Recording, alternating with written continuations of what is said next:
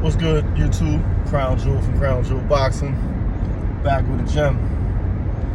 Another business trip up to Philly, headed home. But during my travels, I was listening to no surprise YouTube boxing channels, and I see Mr. Gary Russell very active on YouTube. Last couple days doing interviews. Initially, the topic of discussion was his displeasure with Tank Davis fighting the guy from his hometown in Lamont, Roach, who was the 130-pound champion, and who got his title from Hector Garcia, someone who Tank fought as well. And basically, I feel like he was trying to,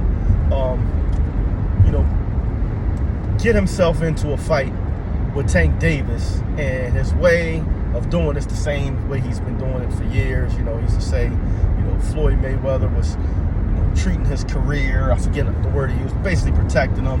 And now he's going as far as to say, I'm calling Tank a bitch. I'm saying I believe Tank's a bitch. And if anybody said anything about that about me, they'd have to see me, and he's not a man if he doesn't see me.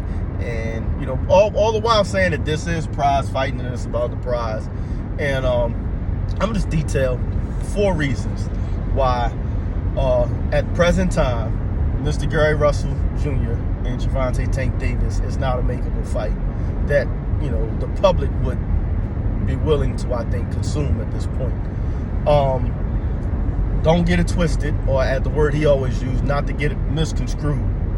Gary Russell Jr. is a first ballot Hall of Fame fighter, very accomplished professional fighter, comes from one of the most prominent boxing families of the last 30 years.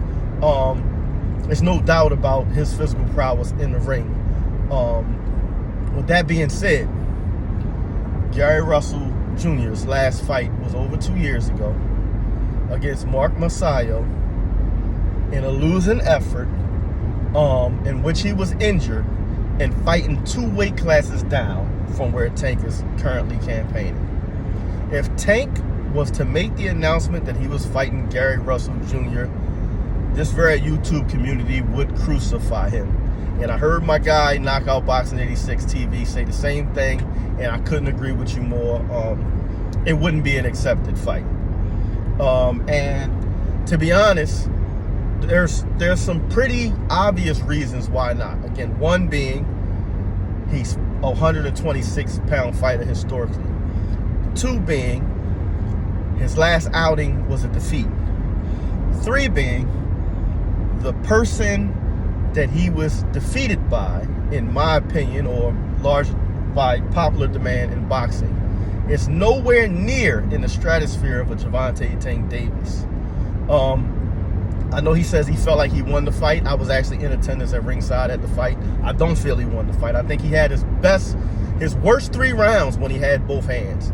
I think he was already losing prior to the injury. He said he was injured going into the fight, but he was throwing that injured hand the first 3 rounds. He was punched in it in the 4th round, I believe, and he was pretty much one-handed and handicapped for the remainder of the fight.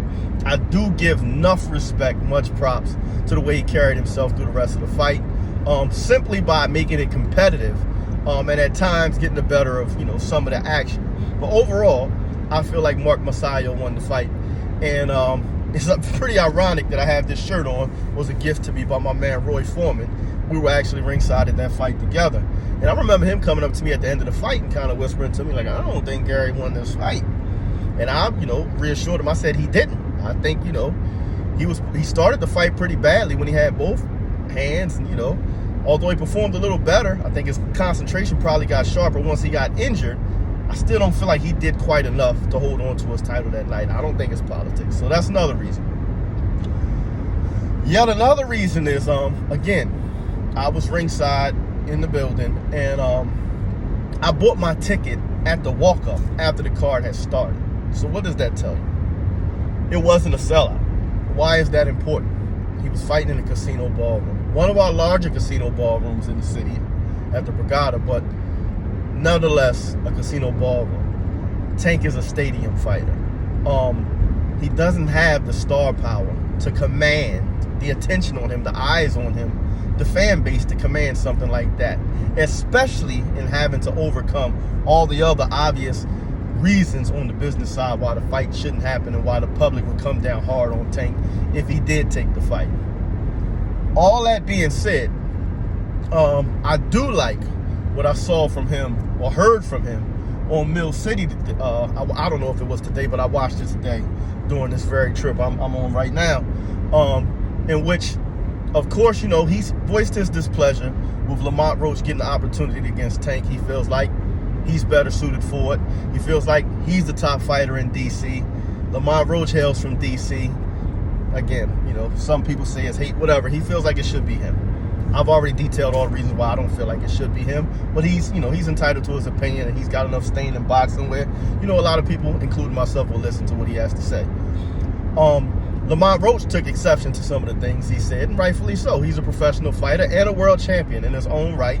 Hasn't accomplished what Gary Russell Jr. has accomplished, but kind of has the feel of that you had your time, don't hate on me now that it's mine type thing. So naturally, you know, as a fighter, and I don't expect nothing less, Lamont Roach let it be known he wasn't pleased with what Mr. Gary Russell Jr. was saying and invited him to a sparring match. Gary Russell, I saw an interview yesterday where he said, within the next week and a half, I'm going to pull up to Lamont Roach's gym and break my foot off in his ass, you know, in sparring. And, you know, the YouTuber that was interviewing him, I forget who it was, but you can come and you can record it and you can post it. We can do it in front of the world. We can do it private, but I'm going to pull up on it. Today, he had a different one, and I think more sensible, and one that could potentially give him the pathway to Tank that he says he wants. And that is saying, win, lose, or draw, Lamont Roach, make me your next opponent. You'll still have the 130-pound WBA, I think, title. Give me a shot at that. I didn't want to fight at 130, but since you're talking, I will. Well, that would be a good comeback fight for him. I think most of us believe that Lamont Roach is going to get KO'd by Tank.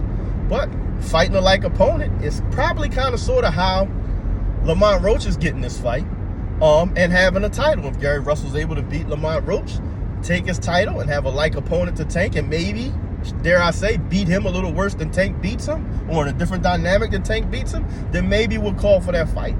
Still a long shot, because after this, what I consider to be a stay busy fight with Lamont Roach, Tank is going to be looking for the Lomachenkos, the Shakurs, the bigger young names that are going to be mega fights, and unfortunately, Gary Russell just isn't that.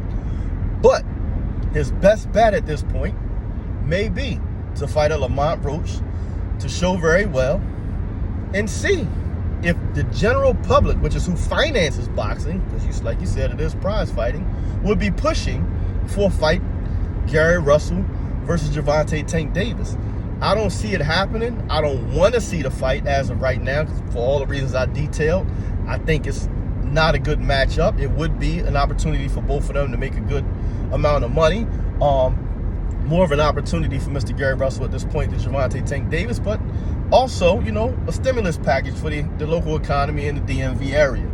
So, you know, I won't, you know, knock it, but I just think fighters have to change their way of thinking when you're shooting for the big dog. And again, this is a professional sport, it's a business. Unless the public is already clamoring to see you fight a person, you're not going to be able to insult them into fighting you.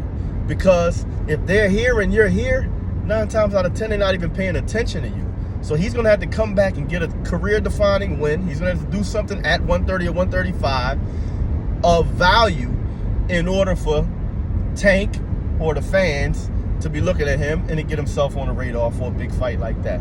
But like I said, I do like that he changed course, and, you know, he's looking to fight Lamont Roach next to have a like opponent.